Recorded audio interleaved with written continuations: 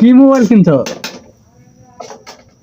মডেলটা তোর 128 জিবি, এক নম্বরে র্যাম 8 জিবি, ক্যামেরা 50 মেগাপিক্সেল। ছবি ওটা কিন্তু ছবি করে দেন না। ঈদ আমাদের ভাইয়া তো ভিডিও করা লাগবো। এবার না মার্কেট প্রাইস 500। 34,500। ভালোই আছে, তুমি তো গলি গলি 40,000 টাকা দেওয়া যাবে। কিন্তু ইউজ বেশি বুঝছ না, ইউজ বেশি ভালো লাগছে না। 1 বছর 2 বছর 1.5 বছর হয়ে গেলে সমস্যা।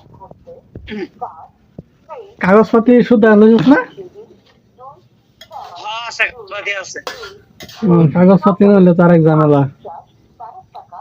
না দোকানে মেমো আছে, তোর সব কিছুই করা নিয়েছে। কিনছস করতে? নিউ মার্কেট থেকে। কম দূরাত গেছস না? না চট্টগ্রাম নিউ মার্কেট আছে, তো নিউ মার্কেট থেকে ইন্ডিয়ার পচার দাম মালামাল।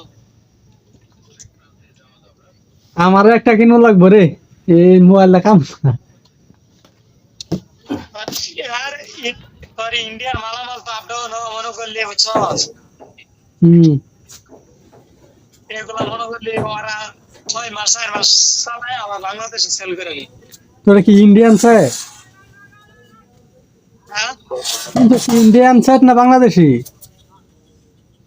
কিনছি বাংলাদেশ, আইসি পরে বাংলাদেশের থেকে কিনছি, কিন্তু আইসি ওই থেকে। সেটারই আছে না, একটা বাংলাদেশি একটা ইন্ডিয়ান দেশের একটা মডেল আছে না? আরে ফোন তো এগুলা তো ইন্ডিয়ারই, কিন্তু তোর অন্য ইউজ করলে ইউজ করা কেউ 6 মাস 4 মাস ইউজ করা চেঞ্জ করে না, হ্যাঁ। চেঞ্জ করে বাংলাদেশে এটি মনে করলে বিক্রি করে ভালো রে। স্যার চলে কিন্তু চলে নেট স্পিড বিরাট, মানে স্পিড সব দিকে ঠিক আছে, কিন্তু চার্জ 9 ঘন্টা দিয়ে।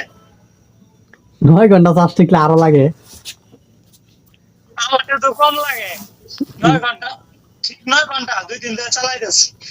যত বেশি দামি সেট কিনবি চার্জ কমই টিকবো। রাইট। আর ক্যামেরা বাকশন ভিডিও ভালো আছে, কিন্তু তোর চার্জ 9 ঘন্টা দিয়ে। 9 ঘন্টা এত সারাদিন কি আর মোবাইল কেউ টিপে? 9 ঘন্টা টিপলে চলে চলে।